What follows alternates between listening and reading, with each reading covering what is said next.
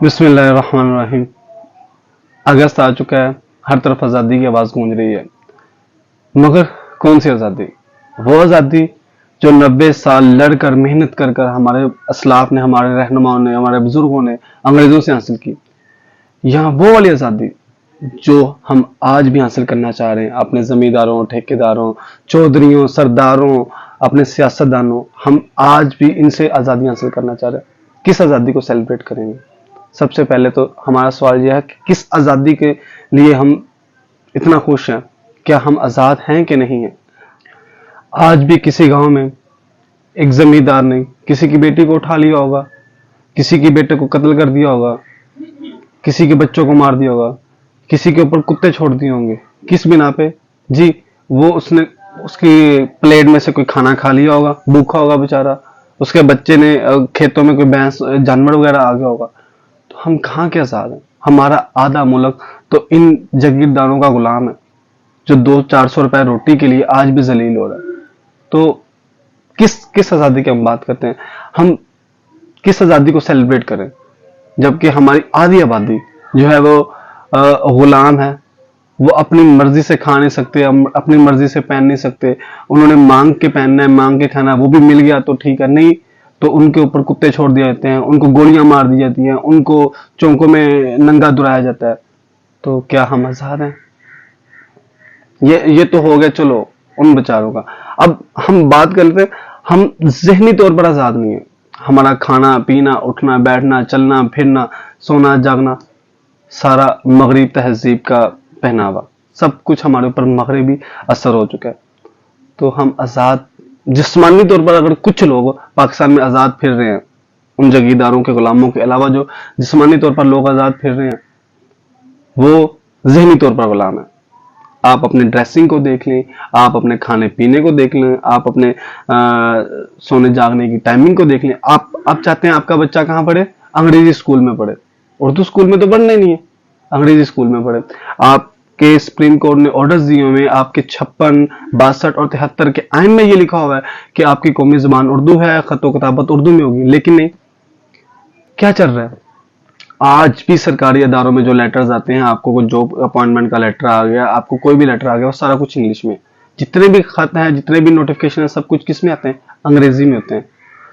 तो हम सकाफती तौर पर आजाद नहीं है, हम अपनी लसानी तौर पर आजाद नहीं है, हम आजाद नहीं है। हम जहनी तौर पर आजाद नहीं है, जिस्मानी तौर पर हमारी आधी आबादी आजाद है, आधी आबादी आज भी गुलाम है। चले चले छोड़े, मान लिया कि सब आजाद हैं, सब आजाद फिर रहे हैं, कोई इलाकाई तौर पर तकसीम नहीं है। हालांकि यहाँ पंजाबी, बंगाली, सिंधी, बलोची, महाजर और सराइकी, पश्तून, फाटाई, पता नहीं कौन कौन सी इलाकाई चीजों में हम तकसीम हो चुके। क्या 14 अगस्त 1947 का दिन सिर्फ और सिर्फ खुशियों का दिन था?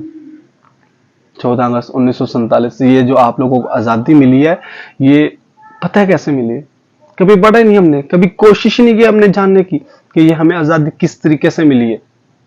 Please please in social media से, इन मोबाइलों से निकल के आए। आप अपने असलाफ की लिखी हुई, अपने बुजुर्गों की लिखी हुई किताबों को पढ़ें तो आपको पता चले। आप अगर आपका कोई 47 के दौर का कोई बुजुर्ग जिंदा है तो आप उससे बैठ के पढ़े। वो आपको ये नहीं कहेगा हम आजाद हो गए थे, आप उससे सुने, वो आपको कहेगा हम उजर के आए थे, हम 47 में उजर के आए थे। तो 47 में 14 अगस्त 1947 खुशियों के साथ साथ हिजरत, जुदाई, गम, तकलीफ, मुसीबतें, मुश्किलात का दिन था। अपने घरों को, अपने जानवरों को, अपने माल को, अपने लाखों की मालियत की चीजों को छोड़ दिया सिर्फ तुम लोगों की खातिर। सब कुछ छोड़ के वो पाकिस्तान की तरफ उन्होंने मार्च किया। रास्ते में किसी की बेटियों को की इज्जतें लूटी गई, कहीं किसी के भाइयों को कत्ल कर दिया गया, किसी के माँ बाप को मार दिया गया, कोई अकेला बच्चा पाकिस्तान में पहुंचा, कोई खुशकिस्मत होगी जो पूरी की पूरी जो है ना फैमिली पाकिस्तान पहुंची होगी, वरना किसी के बाप को मार दिया, किसी की माँ को मार दिया। ये सारा मामला, और ये भी किताबों में लिखा है। बात तो तल्ख है, लेकिन आप पढ़े कि हमारी लाखों औरतों ने, मुसलमान औरतों ने हिंदू बच्चों को जन्म दिया। जिनके से आजादी की गई थी। और अब अगर आप पीटीवी पे एक मूवी लगती थी जब हम छोटे होते थे देखते थे, तो उसमें एक ट्रेन आती है, आपने ये ट्रेन वाला वाक्य तो सुना होगा, पूरी की पूरी ट्रेन को जला दिया गया, पूरी की पूरी ट्रेन के अंदर जितने भी मुसलमान थे सबको शहीद कर दिया गया। सिर्फ एक बच्चा अपने माँ के साथ सीने के साथ लगा हुआ था। फातिमा जिन्ना और कायद आज़म जब ट्रेन के अंदर एंटर हुए तो उन्होंने उस बच्चे को उठाया, कुछ 4, 6, 8, 10 माह का बच्चा था, बाकी सबको देखें, एक 4, 6 माह के बच्चे या 1 साल के बच्चे की मां को भी कत्ल कर दिया गया। ये नहीं सोचा कि इस बच्चे का क्या होगा। तो यह आज़ादी ऐसे नहीं मिली जिस तरीके से हम इस आज़ादी को मनाते हैं। ये आज़ादी बड़ी तकालीफ, बड़ी मुसीबत के साथ मिली है। लोगों ने अपने पूरे पूरे खानदानों को शहीद करवाया सिर्फ इस आज़ादी के लिए। तो 14 अगस्त 1947 का दिन आज़ादी के साथ साथ हिजरत का दिन भी है, दुख का दिन भी है। हम उनको याद ही नहीं करते जो हमारे खातिर अपने पूरी की पूरी फैमिलीज को जिन्होंने बर्बाद कर दिया हमारी खातिर, हम उनको याद नहीं करते, हम उनके लिए कोई दुआ नहीं करते। हम क्या करेंगे? तमाशे करेंगे, बाजा पकड़ेंगे, बा बा बा बा करेंगे, हम शोर शराबा करेंगे, मोटरसाइकिलों पे और गाड़ियों के अंदर हम तमाशे करेंगे। अभी आप चले जाइएगा लाहौर के लिबर्टी में, वहां पर लड़कियां और लड़के वो ही तमाशे, कंजरखाना, पता नहीं क्या कुछ करेंगे, शराबे उन्होंने पी रहे होते हैं, डांस कर रहे होते हैं। वाह, हम इस मुल्क को इस्लामी रियासत बनाना चाहते हैं।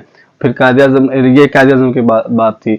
और ये फिर इल्हाम इकबाल के अल्फाज क्या थे कि हम और नहीं तो कम अज कम एक इस्लामी रियासत, शुमाल मगरिब में मुसलमानों को एक इस्लामी रियासत बनाना पड़ेगी।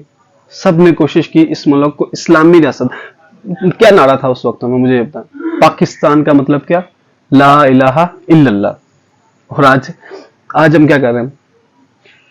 ला इलाहा इल्लल्लाह का मतलब है अल्लाह पे ईमान लाना और हज़रत मोहम्मद सल्लल्लाहु अलैहि वसल्लम पे ईमान लाना, अल्लाह को खुदा मानना।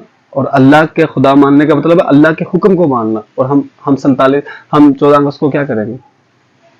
मरीजों को तकलीफ देंगे, बाजे बजा के वन बिलिंग करेंगे, कई लोगों के एक्सीडेंट्स होंगे, हम नाच गाना करेंगे, हम शराबे पिएंगे। अल्लाह देख रहा है। इसलिए आजादी ली हम लोगों ने, ये सब करने के लिए, ये करने के लिए कि हम नाच गाना गाएंगे, हम तमाशे करेंगे, हम इस्लाम के नाम पर मुल्क हासिल करके इस्लाम के खिलाफ हरकतें करेंगे हम। तो इस 14 अगस्त बड़े हो जाए, समझ आ जाए, आप लोगों को थोड़ा शौर आ जाना चाहिए। इस 14 अगस्त को हमने इस तरीके से सेलिब्रेट नहीं करना। आप अपने घरों में झंडियां लगाएं, लेकिन 15 अगस्त को वो झंडियां झाड़ू लगा के डस्टबिन में नहीं जानी चाहिए, प्लीज, मेहरबानी होगी आप लोगों की, ठीक है?